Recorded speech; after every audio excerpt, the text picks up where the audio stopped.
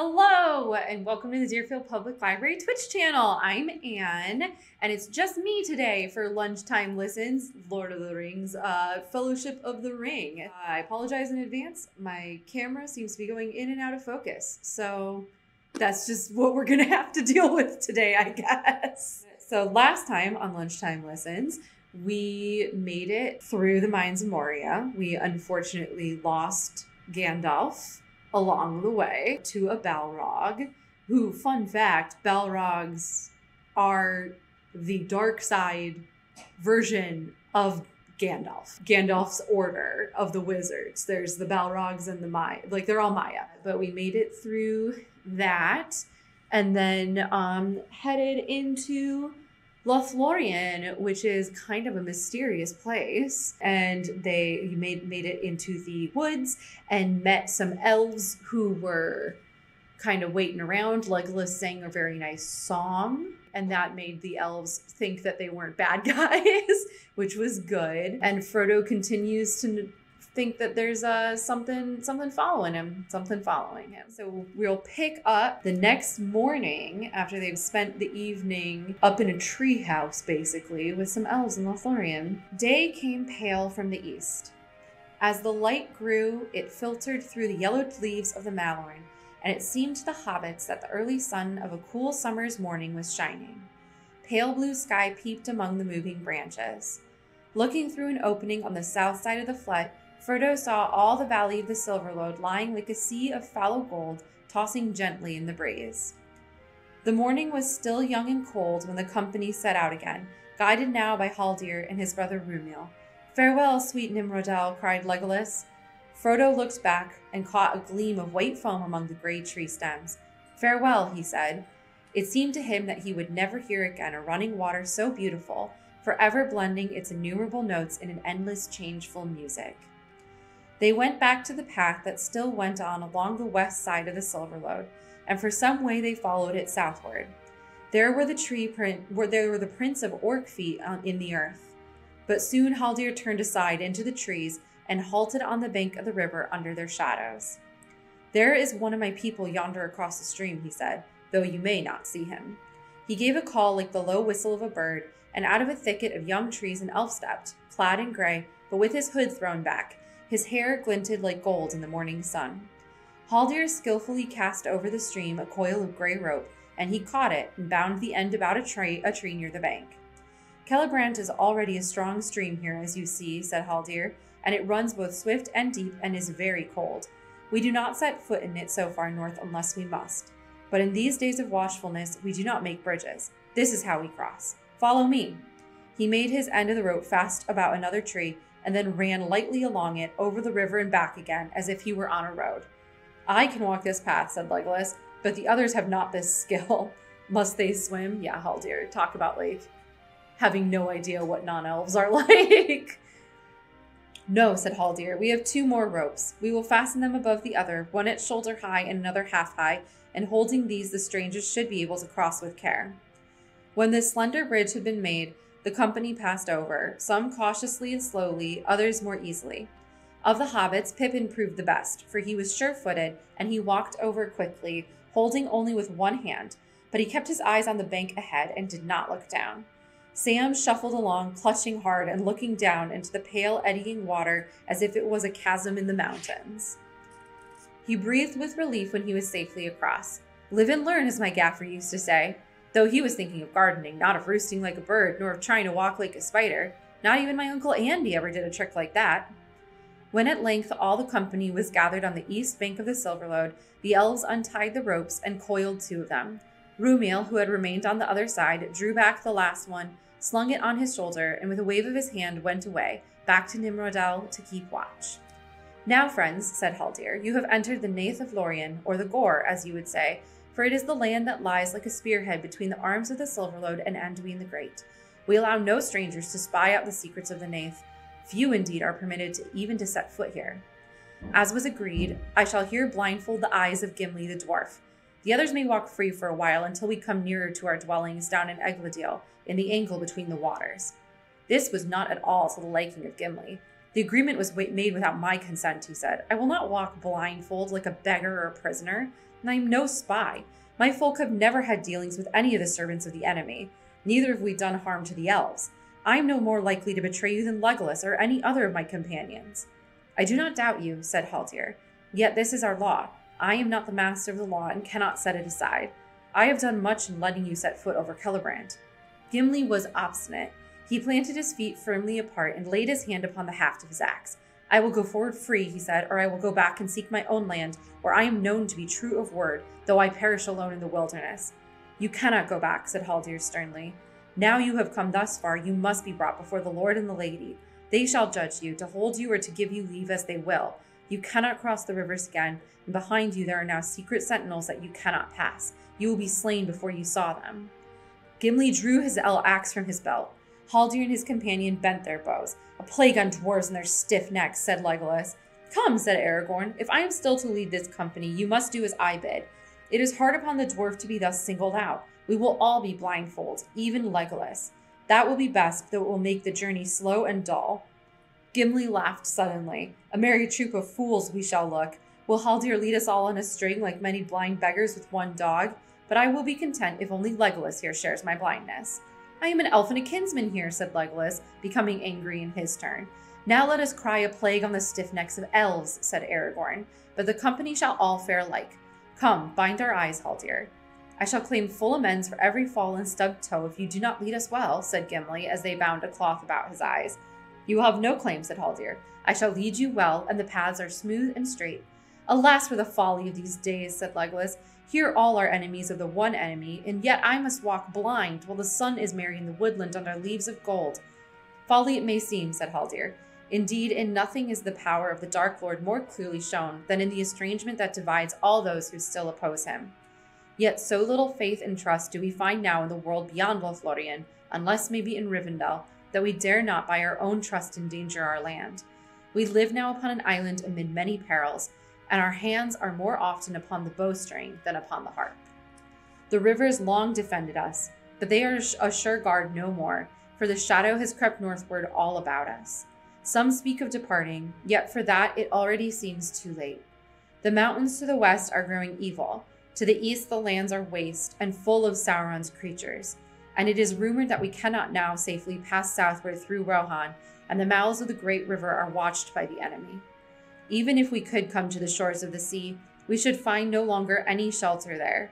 It is said that there are still havens of the High Elves, but they are far north and west beyond the land of the Halflings. But where that may be, though the Lord and Lady may know, I do not.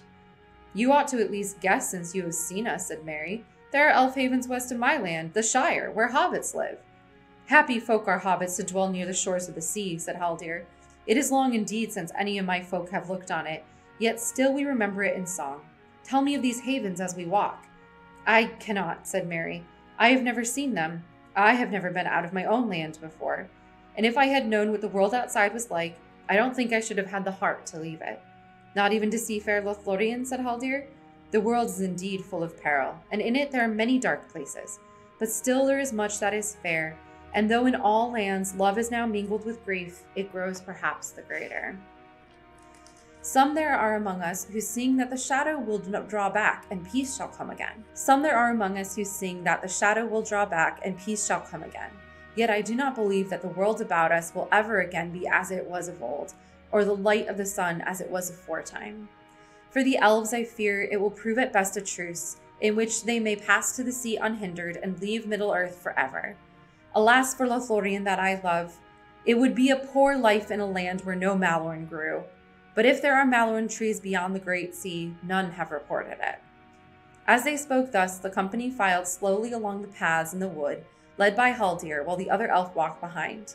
They felt the ground beneath their feet smooth and soft, and after a while they walked more freely, without fear of hurt or fall. Being deprived of sight, Frodo found his hearing and other senses sharpened. He could smell the trees and the trodden grass. He could hear many different notes in the rustle of the leaves overhead, the river murmuring away on his right, and the thin, clear voices of birds in the sky. He felt the sun upon his face and hands when they passed through an open glade. As soon as he set foot upon the far bank of Silverlode, a strange feeling had come upon him, and it deepened as he walked on into the nave. It seemed to him that he had stepped over a bridge of time into a corner of the elder days, and was now walking in a world that was no more. In Rivendell there was memory of ancient things. In Lorien, the ancient things still lived in the waking world. Evil had been seen and heard there. Sorrow had been known. The elves feared and distrusted the world outside. Wolves were howling on the wood's borders, but on the land of Lorien, no shadow lay. All that day the company marched on until they felt the cool evening come and heard the early night wind whispering among many leaves. Then they rested and slept without fear upon the ground, for their guides would not permit them to unbind their eyes, and they could not climb. In the morning they went on again, walking without haste. At noon they halted, and Frodo was aware that they had passed out under the shining sun. Suddenly he heard the sound of many voices all around him. A marching host of elves had come up silently. They were hastening towards the northern borders to guard against any attack from Moria, and they brought news, some of which Haldir reported. The marauding orcs had been waylaid and almost all destroyed. The remnant had fled westwards towards the mountains and were being pursued. A strange creature also had been seen, running with bent back and with hands near the ground, like a beast, and yet not of beast shape. It had eluded capture, and they had not shot it, not knowing whether it was good or ill, and it had vanished down the Silverlode southward. Also, said Haldir, they bring me a message from the Lord and the Lady of the Galadrim. You are all to walk free, even the dwarf Gimli. It seems that the lady knows who and what is each member of your company. New messages have come from Rivendell, perhaps. He removed the bandage first from Gimli's eyes. Your pardon, he said, bowing low. Look on us now with friendly eyes. Look and be glad, for you are the first dwarf to behold the trees of the Nath of Lorien since Durin's day. When his eyes were in turn uncovered, Frodo looked up and caught his breath. They were standing in an open space. To the left stood a great mound, covered with a sward of grass as green as springtime in the elder days. Upon it, as a double crown, grew 2 circles of trees. The outer had a bark of snowy white, and were leafless but beautiful in their shapely nakedness. The inner were malorn trees of great height, still arrayed in pale gold. High amid the branches of a towering tree that stood in the center of all, there gleamed a white flet. At the feet of the trees, and all about the green hillsides, the grass was studded with small golden flowers shaped like stars. Among them, nodding on slender stalks, were other flowers, white and palest green. They glimmered as a mist among the rich hue of the grass. Over all the sky was blue, and the sun of afternoon glowed upon the hill and cast long green shadows beneath the trees. Behold, you are come to Cairn Amroth, said Haldir, for this is the heart of the ancient realm as it was long ago, and here is the mound of Amroth, where in happier days his high house was built. Here ever bloom the winter flowers in the unfading grass, the yellow Eleanor and the pale Nifredale. Here we will stay a while, and come to the city of the Galadrim at dusk. The others cast themselves down upon the fragrant grass, but Frodo stood a while, still lost in wonder. It seemed to him that he had stepped through a high window that looked on a vanished world. A light was upon it, for which his language had no name. All that he saw was shapely, but the shapes seemed at once clear-cut, as if they had been first conceived and drawn at the uncovering of his eyes, and ancient, as if they had endured forever. He saw no color but those he knew, gold and white and blue and green, but they were fresh and poignant, as if he had at that moment first perceived them and made for them names new and wonderful. In winter here no heart could mourn for summer or for spring. No blemish or sickness or deformity could be seen in anything that grew upon the earth. On the land of Lorien there was no stain. He turned and saw that Sam was now standing beside him, looking round with a puzzled expression, and rubbing his eyes as if he was not sure that he was awake. It's sunlight and bright day right enough, he said. I thought that elves were all for moon and stars, but this is more elvish than anything I ever heard tell of. I feel as if I was inside a song, if you take my meaning. Haldir looked at them, and he seemed indeed to take the meaning of both thought and word. He smiled. You will feel the power of the Lady of the Galadrim, he said. Would it please you to climb with me up Cairn Amroth? They followed him as he stepped lightly up the grass-clad slopes. Though he walked and breathed, and about him living leaves and flowers were stirred by the same cool wind as fanned his face, Frodo felt that he was in a timeless land that did not fade or change or fall into forgetfulness. When he had gone and passed again into the outer world, still Frodo the Wanderer from the Shire would walk there, upon the grass among Eleanor and Nifredil in fair Lothlorien. They entered the circle of white trees. As they did so, the south wind blew upon Cairn Amroth and sighed among the branches. Frodo stood still, hearing far off great seas upon beaches that had long ago been washed away, and seabirds crying whose race had perished from the earth. Haldir had gone on and was now climbing to the high flat. As Frodo prepared to follow him, he laid his hand upon the tree beside the ladder. Never before had he been so suddenly and so keenly aware of the feel and texture of a tree's skin and of the life within it. He felt a delight in wood in the touch of it, neither as forester nor as carpenter. It was a delight of the living tree itself. As he stepped out at last upon the lofty platform, Haldir took his hand and turned him towards the south. "Look this way first," he said. Frodo looked and saw, still at some distance, a hill of many mighty trees, or a city of green towers. Which it was, he could not tell. Out of it seemed to him that the power and light came that held all the land in sway. He longed suddenly to fly like a bird to rest in the green city. Then he looked eastward and saw all the land of Lorien running down to the pale gleam of Anduin, the great river. He lifted his eyes across the river, and all the light went out, and he was back again in the world he knew. Beyond the river, the land appeared flat and empty, formless and vague, until far away it rose again like a wall, dark and drear. The sun that lay on Lothlorien had no power to enlighten the shadow of that distant height. "There lies the fastness of southern Mirkwood," said Haldir. "It is clad in a forest of dark fir, where the trees strive one against another, and their branches rot and wither. In the midst upon a stony height stands Dol Guldur, where long the hidden enemy had his dwelling. We fear that now it is inhabited again, and with power sevenfold. A black cloud lies often over it of late. In this high place you may see the two powers that are opposed one to another, and ever they strive now in thought, but whereas the light perceives the very heart of the darkness, its own secret has not been discovered. Not yet." He turned and climbed swiftly down, and they followed him. At the hill's foot, Frodo found Aragorn, standing still and silent as a tree, but in his hand was a small golden bloom of Eleanor, and a light was in his eyes. He was wrapped in some fair memory, and as Frodo looked at him, he knew that he beheld things as they once had been in this same place. For the grim years were removed from the face of Aragorn, and he seemed clothed in white, a young lord, tall and fair, and he spoke words in the Elvish tongue to one whom Frodo could not see. "Arwen Vanimelde, Namarie," he said, and then he drew a breath, and returning out of his thought, he looked at Frodo and smiled. "Here is the heart of elvendom on earth," he said, "and here my heart dwells ever, unless there be a light beyond the dark roads that we still must tread, you and I. Come with me." And taking Frodo's hand in his, he left the hill of Cairn Amroth and came there never again as a living man. Chapter 7. The Mirror of Galadriel. The sun was sinking behind the mountains, and the shadows were deepening in the woods when they went on again. Their paths now went into thickets where the dusk had already gathered. Night came beneath the trees as they walked, and the elves uncovered their silver lamps. Suddenly they came out into the open again, and found themselves under a pale evening sky pricked by a few early stars. There was a wide, treeless space before them, running in a great circle and bending away on either hand. Beyond it was a deep fosse lost in soft shadow, but the grass upon its brink was green, as if it glowed still in memory of the sun that had gone. Upon the further side there rose to a great height a green wall encircling a green hill thronged with malorn trees taller than any they had yet seen in all the land. Their height could not be guessed, but they stood up in the twilight like living towers.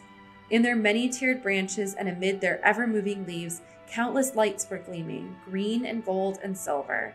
Haldir turned towards the company. "Welcome to Caras Galadhon," he said. "Here is the city of the Galadrim, where dwell the Lord Celeborn and Galadriel, the Lady of Lorien. But we cannot enter here, for the gates do not look northward. We must go round to the southern side, and the way is not short, for the city is great." There was a road paved with white stone running on the outer brink of the fosse. Along this they went westward, with the city ever climbing up like a green cloud upon their left. And as the night deepened, more lights sprang forth, until all the hill seemed afire with stars. They came at last to a white bridge, and crossing found the great gates of the city. They faced southwest, set between the ends of the encircling wall that here overlapped, and they were tall and strong and hung with many lamps. Haldir knocked and spoke, and the gates opened soundlessly, but of guards Frodo could see no sign. The travelers passed within, and the gates shut behind them. They were in a deep lane between the ends of the wall, and passing quickly through it, they entered the City of the Trees. No folk could they see, nor hear any feet upon the paths, but there were many voices about them and in the air above. Far away up on the hill they could hear the sound of singing, falling from on high like soft rain upon leaves. They went along many paths and climbed many stairs until they came to the high places and saw before them, amid a wide lawn, a fountain shimmering. It was lit by silver lamps that swung from the boughs of trees, and it fell into a basin of silver from which a white stream spilled. Upon the south side of the lawn there stood the mightiest of all the trees. Its great smooth bole gleamed like gray silk, and up it towered until its first branches, far above, opened their huge limbs under the shadowy clouds of leaves. Beside it a broad white ladder stood, and at its foot 3 elves were seated. They sprang up as the travelers approached, and Frodo saw that they were tall and clad in gray mail, and from their shoulders hung long white cloaks. "Here dwell Celeborn and Galadriel," said Haldir. "It is their wish that you should ascend and speak with them." One of the elf wardens then blew a clear note on a small horn, and it was answered 3 times from far above. "I will go first," said Haldir. "Let Frodo come next, and with him Legolas. The others may follow as they wish. It is a long climb for those who are not accustomed to such stairs, but you may rest upon the way." As he climbed slowly up, Frodo passed many flights, some on one side, some on another, and some set about the bole of the tree, so that the ladder passed through them. At a great height above the ground, he came to a wide talon, like the deck of a great ship. On it was built a house, so large that almost it would have served for a hall of men upon the earth. He entered behind Haldir, and found that he was in a chamber of oval shape, in the midst of which grew the trunk of the great malorn, now tapering towards its crown, and yet making still a pillar of wide girth. The chamber was filled with a soft light. Its walls were green and silver, and its roof was gold. Many elves were seated there. On 2 chairs beneath the bole of the tree, and canopied by a living bough, there sat side by side Celeborn and Galadriel. They stood up to greet their guests, after the manner of elves, even those who were accounted mighty kings. Very tall they were, and the lady no less tall than the lord, and they were grave and beautiful. They were clad wholly in white, and the hair of the lady was of deep gold, and the hair of the Lord Celeborn was of silver, long and bright. But no sign of age was upon them, unless it was in the depths of their eyes, for these were keen as lances in the starlight, and yet profound, the wells of deep memory. Haldir led Frodo before them, and the Lord welcomed him in his own tongue. The Lady Galadriel said no word, but looked long upon his face. "Sit now beside my chair, Frodo of the Shire," said Celeborn. "When all have come, we will speak together." Each of the companions he greeted courteously by name as they entered. "Welcome, Aragorn, son of Arathorn," he said. "It is 38 years of the world outside since you came to this land, and those years lie heavy on you. But the end is near, for good or ill. Here lay aside your burden for a while. Welcome, son of Thranduil. Too seldom do my kindred journey hither from the north. Welcome, Gimli, son of Gloin. It is long indeed since we saw one of Durin's folk in Caras-Galadon. But today we have broken our long law. May it be a sign that though the world is now dark, better days are at hand, and that friendship shall be renewed between our people." Gimli bowed low. When all the guests were seated before his chair, the Lord looked at them again. "Here there are 8, he said. 9 were to set out, so said the messages. But maybe there has been some change of counsel that we have not heard. Elrond is far away and darkness gathers between us, and all this year the shadows have grown longer." "Nay, there was no change of counsel," said the Lady Galadriel, speaking for the first time.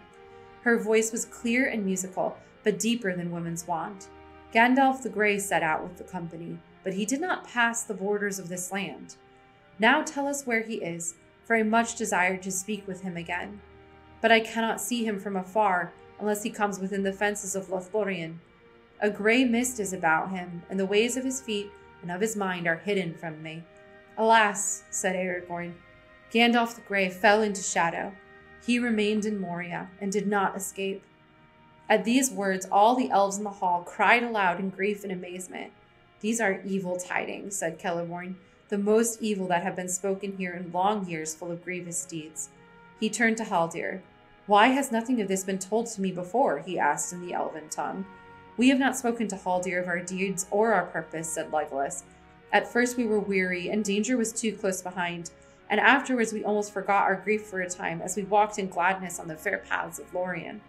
Yet our grief is great, and our loss cannot be mended," said Frodo. "Gandalf was our guide, and he led us through Moria, and when our escape seemed beyond hope, he saved us, and he fell." "Tell us now the full tale," said Celeborn. Then Aragorn recounted all that had happened upon the pass of Caradhras, and in the days that followed, and he spoke of Balin and his book, and the fight in the chamber of Mazar-Rûl, and the fire, and the narrow bridge, and the coming of the Terror. "An evil of the ancient world, it seemed, such as I've never seen before," said Aragorn. "It was both a shadow and a flame, strong and terrible." "It was a Balrog of Morgoth," said Legolas. "Of all elfbanes the most deadly, save the one who sits in the dark tower." "Indeed, I saw upon the bridge that which haunts our darkest dreams. I saw Durin's bane," said Gimli in a low voice, and dread was in his eyes. "Alas," said Celeborn, "we long have feared that under Caradhras a terror slept. But had I known that the dwarves had stirred up this evil in Moria again, I would have forbidden you to pass the northern borders, you and all that went with you. And if it were possible, one would say that at last Gandalf fell from wisdom into folly, going needlessly into the net of Moria." "He would be rash indeed that said that thing," said Galadriel gravely. "Needless were none of the deeds of Gandalf in life. Those that followed him knew not his mind and cannot report his full purpose. But however it may be with the guide, the followers are blameless. Do not repent of your welcome to the dwarf. If our folk had been exiled long and far from Lothlorien, who of the Galadrim, even Celeborn the Wise, would pass nigh and would not wish to look upon their ancient home, though it had become an abode of dragons? Dark is the water of Khazad-dûm, and cold are the springs of Kibble Nala, and fair were the many-pillared halls of Khazad-dûm in elder days, before the fall of mighty kings beneath the stone." She looked upon Gimli, who sat glowering and sad, and she smiled. And the dwarf, hearing the names given in his own ancient tongue, looked up and met her eyes, and it seemed to him that he looked suddenly into the heart of an enemy and saw their love and understanding. Wonder came into his face, and then he smiled in answer. He rose clumsily and bowed in dwarf fashion, saying, "Yet more fair is the living land of Lorien, and the Lady Galadriel is above all the jewels that lie beneath the earth." There was a silence. At length, Celeborn spoke again. "I did not know that your plight was so evil," he said. "Let Gimli forget my harsh words. I spoke in the trouble of my heart. I will do what I can to aid you, each according to his wish and need, but especially that one of the little folk who bears the burden." "Your quest is known to us," said Galadriel, looking at Frodo, "but we will not here speak of it more openly. Yet not in vain will it prove, maybe, that you came to this land seeking aid, as Gandalf himself plainly purposed. For the Lord of the Galadrim is accounted the wisest of the elves in Middle-earth, and a giver of gifts beyond the power of kings. He has dwelt in the west since the days of dawn, and I have dwelt with him years uncounted. For ere the fall of Nagathron or Gondolin, I passed over the mountains, and together through ages of the world we have fought the long defeat. I it was who first summoned the White Council, and if my designs had not gone amiss, it would have been governed by Gandalf the Grey, and then mayhap things would have gone otherwise. But even now there is hope left. I will not give you counsel, saying do this or do that, for not in doing or contriving, nor in choosing between this course and another can I avail, but only in knowing what was and is, and in part also what shall be. But this I will say to you, your quest stands upon the edge of a knife. Stray but a little, and it will fail to the ruin of all. Yet hope remains, while the company is true." And with that word, she held them with her eyes, and in silence looked searchingly at each of them in turn.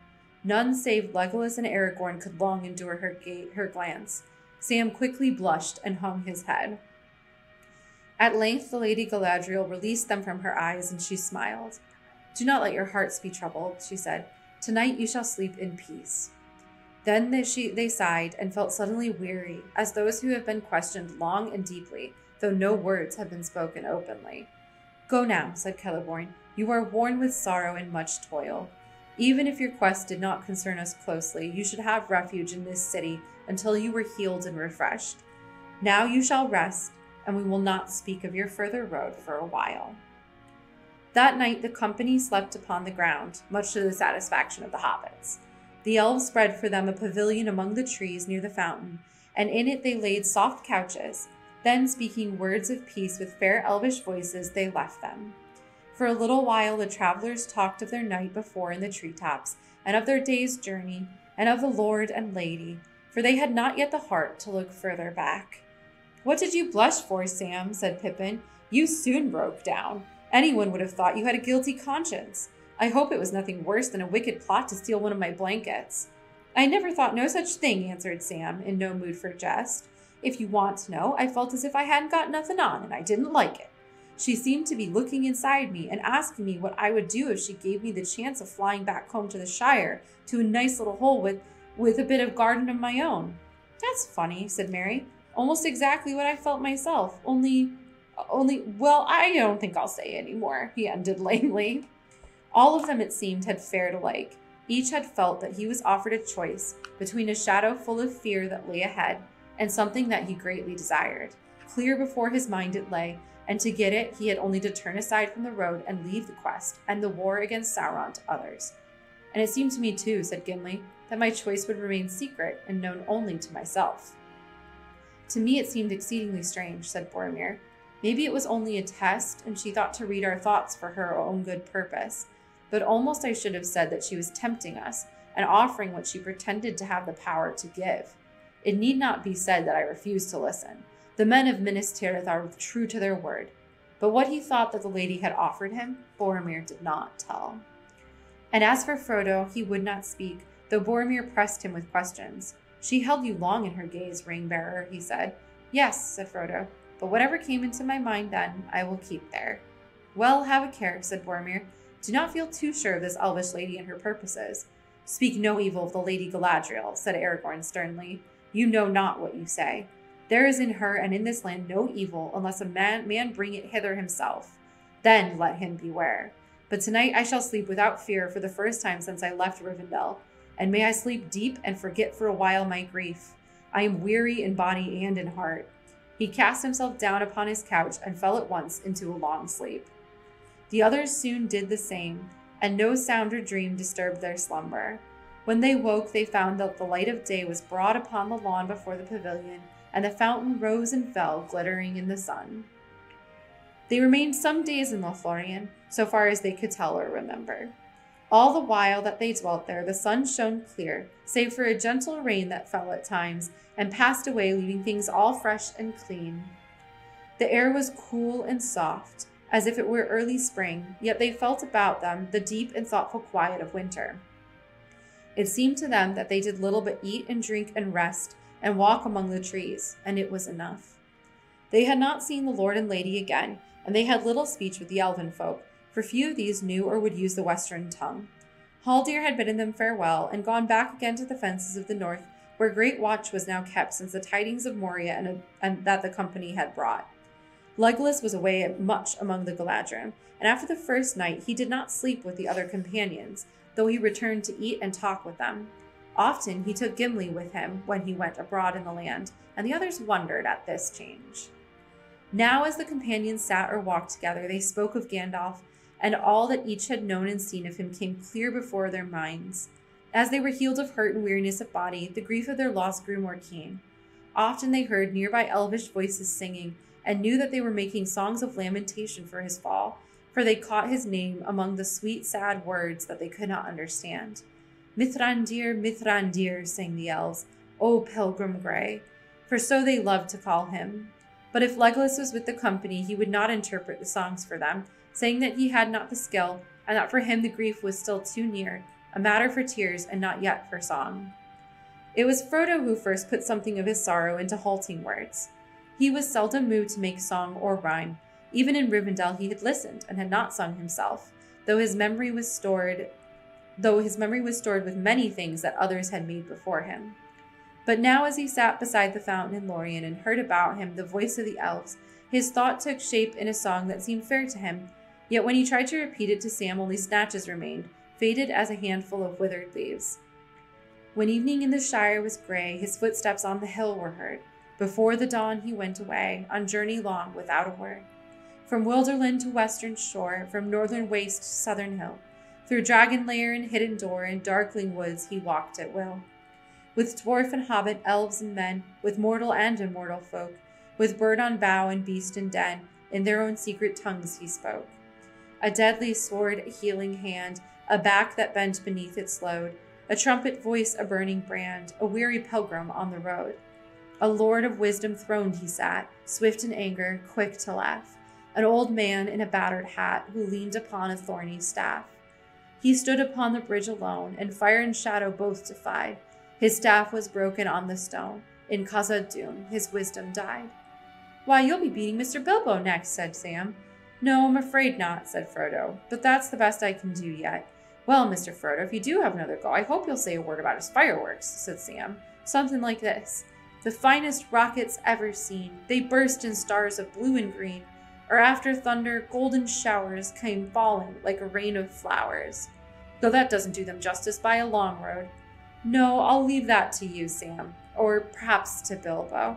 But, well, I can't talk of it anymore. I can't bear to think of bringing the news to him. One evening, Frodo and Sam were walking together in the cool twilight. Both of them felt restless again. On Frodo suddenly the shadow of parting had fallen. He knew somehow that the time was very near when he must leave Lothlorien. What do you think of elves now, Sam? He said. I asked you the same question once before. It seems a very long while ago, but you have seen more of them since then. I have indeed, said Sam, and I reckon there's elves and elves. They're all elvish enough, but they're not all the same. Now these folks aren't wanderers or homeless, and seem a bit nearer to the likes of us. They seem to belong here, more even than hobbits do in the Shire. Whether they've made the land or the land's made them, it's hard to say, if you take my meaning. It's wonderfully quiet here. Nothing seems to be going on, and nobody seems to want it to. If there's any magic about, it's right down deep, where I can't lay my hands on it, in a manner of speaking. You can see and feel it everywhere, said Frodo. Well, said Sam, you can't see nobody working it. No fireworks like poor Gandalf used to show. I wonder we don't see nothing of the Lord and the Lady in all these days. I fancy now that she could do some wonderful things if she had a mind. I'd dearly love to see some elf magic, Mr. Frodo. I wouldn't, said Frodo. I am content. And I don't miss Gandalf's fireworks, but his bushy eyebrows and his quick temper and his voice. You're right, said Sam, and I don't think I'm finding fault. I've often wanted to see a bit of magic like what it tells of in old tales, but I've never heard of a better land than this. It's like being at home and on holiday at the same time, if you understand me. I don't want to leave. All the same, I'm beginning to feel that if we've got to go on, then we'd best get it over with. It's the job that's never started as takes longest to finish, as my old gaffer used to say, and I don't reckon that these folk can do much more to help us, magic or no. It's when we leave this land that we shall miss Gandalf worse, I'm thinking. I am afraid that's only too true, Sam, said Frodo. Yet I hope very much that before we leave we shall see the Lady of the Elves again. Even as he spoke, they saw, as if she came in answer to their words, the Lady Galadriel approaching. Tall and white and fair she walked beneath the trees. She spoke no word, but beckoned to them. Turning aside, she led them towards the southern slope of the hills of Caras-Galadon, and passing through a high green hedge, they came into an enclosed garden. No trees grew there, and it lay open to the sky. The evening star had risen and was shining with white fire above the western woods. Down a long flight of steps, the lady went into the deep green hollow, through which ran murmuring the silver stream that issued from the fountain on the hill. At the bottom, upon a low pedestal carved like a branching tree, stood a basin of silver, wide and shallow, and beside it stood a silver ewer. With water from the stream, Galadriel filled the basin to the brim and breathed on it, and when the water was still again, she spoke. Here is the mirror of Galadriel, she said. I have brought you here so that you may look in it, if you will. The air was very still, and the dell was dark, and the elf lady beside him was tall and pale. What shall we look for and what shall we see? Asked Frodo, filled with awe. Many things I can command the mirror to reveal, she answered, and to some I can show what they desire to see. But the mirror will also show things unbidden, and those are often stranger and more profitable than things which we wish to behold. What you will see if you leave the mirror free to work, I cannot tell, for it shows things that were, and things that are, and things that yet may be. But which it is that he sees, even the wisest cannot always tell. Do you wish to look? Frodo did not answer.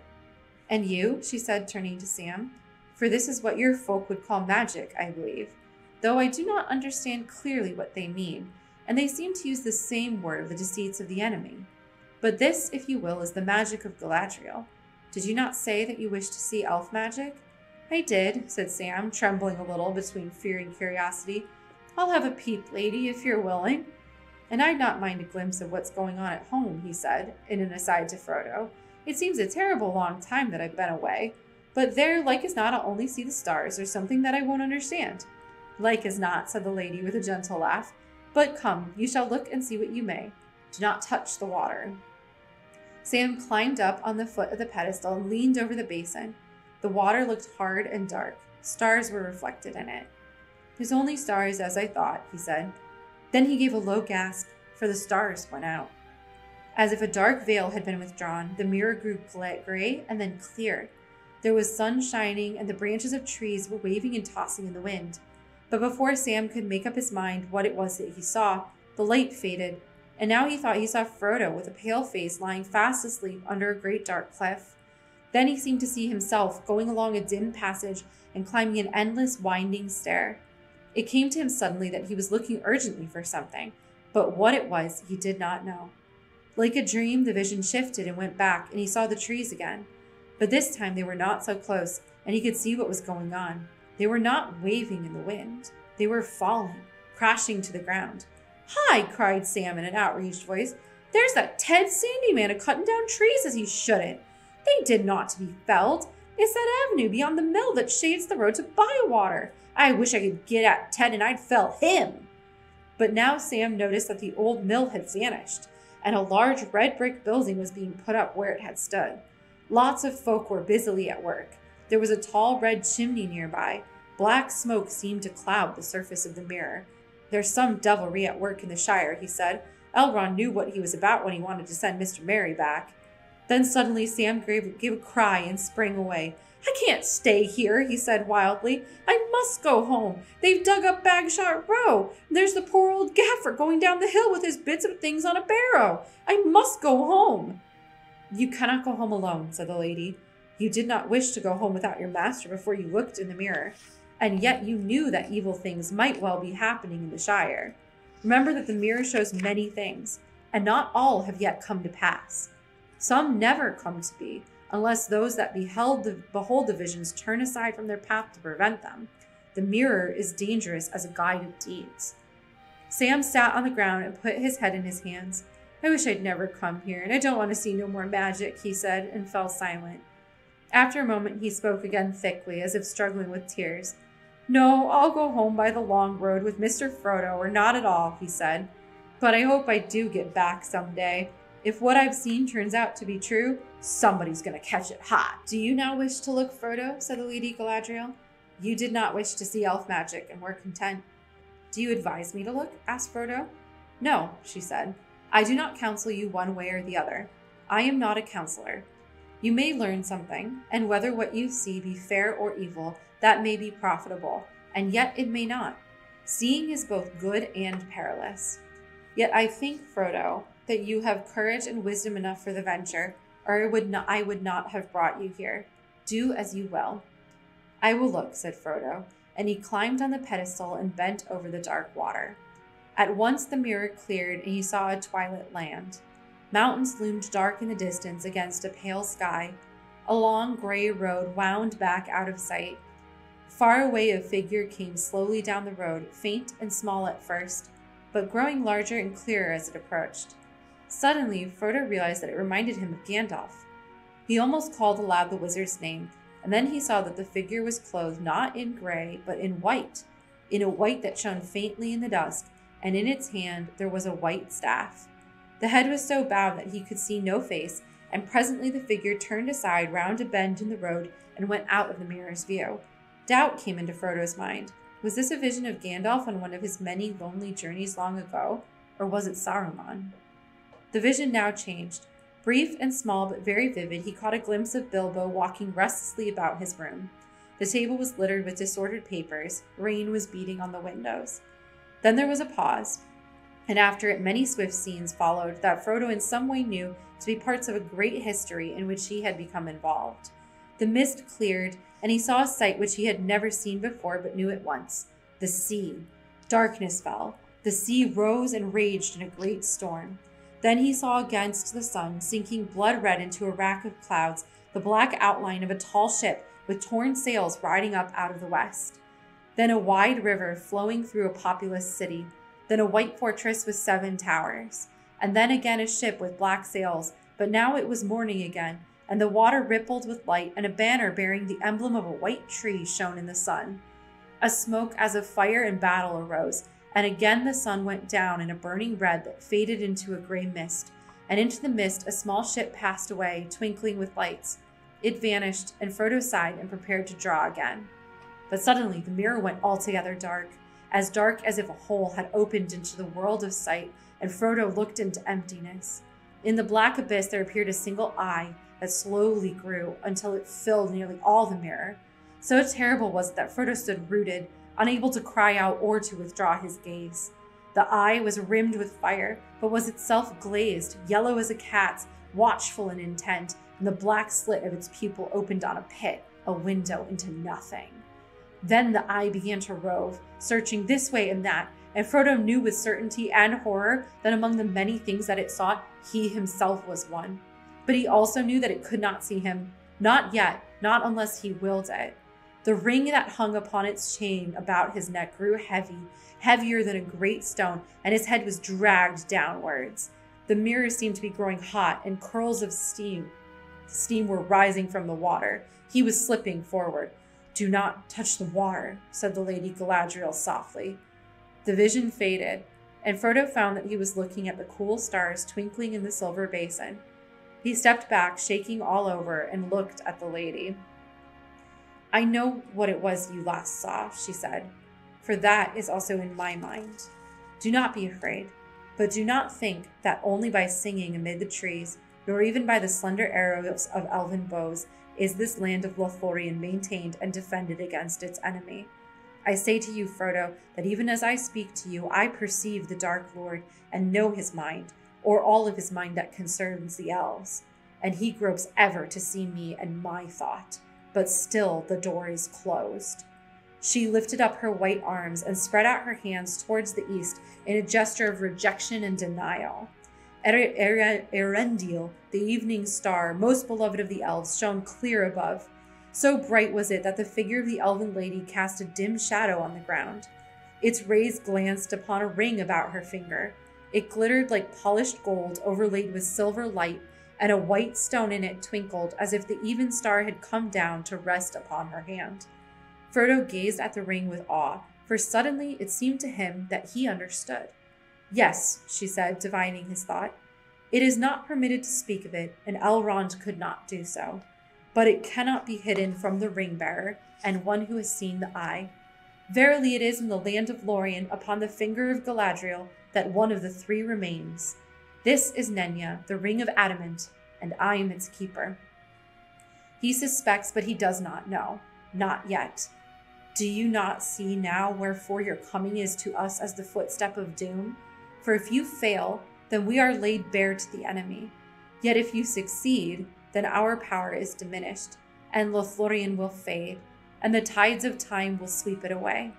We must depart into the west, or dwindle to a rustic folk of dell and cave, slowly to forget and to be forgotten. Frodo bent his head. "And what do you wish?" he said at last. "That what should be shall be," she answered. "The love of the elves for their land and their works is deeper than the deeps of the sea, and the regret is undying and cannot ever be wholly be assuaged. Yet they will cast all away rather than submit to Sauron, for they know him now. For the fate of Lothlorien you are not answerable, but only for the doing of your own task. Yet I could wish, were it of any avail, that the one ring had never been wrought or had remained forever lost." "You are wise and fearless and fair, Lady Galadriel," said Frodo. "I will give you the one ring, if you ask for it. It is too great a matter for me." Galadriel laughed with a sudden clear laugh. Wise the Lady Galadriel may be, she said, yet here she has met her match in courtesy. Gently are you revenged for my testing of your heart at our first meeting. You begin to see with a keen eye. I do not deny that my heart has greatly desired to ask what you offer. For many long years I had pondered what I might do should the great ring come into my hands, and behold, it was brought within my grasp. The evil that was devised long ago works on in many ways, whether Sauron himself stands or falls. Would not that have been a noble deed to set to the credit of his ring if I had taken it by force or fear from my guest? And now at last it comes. You will give me the ring freely. In place of the Dark Lord, you will set up a queen, and I shall not be dark, but beautiful and terrible as the morning and the night, fair as the sea and the sun and the snow upon the mountain, dreadful as the storm and the lightning, stronger than the foundations of the earth. All shall love me and despair. She lifted up her hand, and from the ring that she wore there issued a great light that illumined her alone and left all else dark. She stood before Frodo, seeming now tall beyond measurement and beautiful beyond enduring, terrible and worshipful.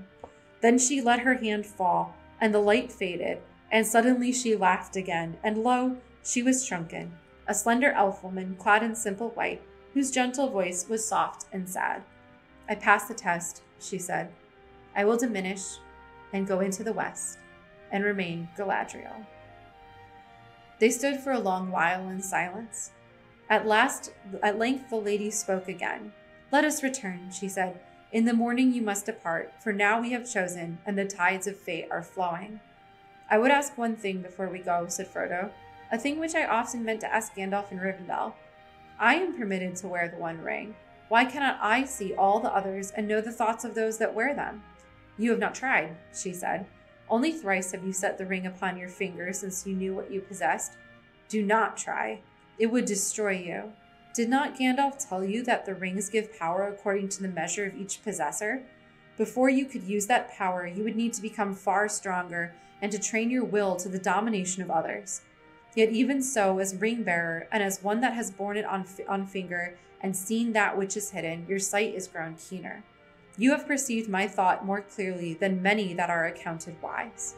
You saw the eye of him that holds the 7 and the 9. And did you not see and recognize the ring upon my finger? Did you see my ring? She asked, turning again to Sam. No, lady, he answered.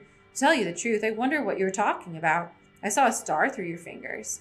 But if you'll pardon my speaking out, I think my master was right. I wish you'd take his ring. You'd put things to rights. You'd stop them digging up the gaffer and turning him adrift. You'd make some folk pay for their dirty work. I would, she said. That is how it would begin.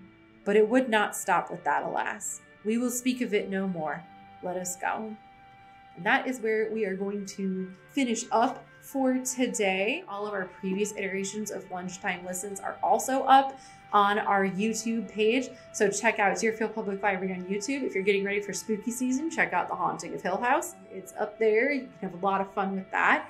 And I will see you next week at 1:30 p.m. for Farewell to Lorien. We're quickly coming to the end of Fellowship of the Ring. So be sure you tune in and have a great rest of your day. Bye!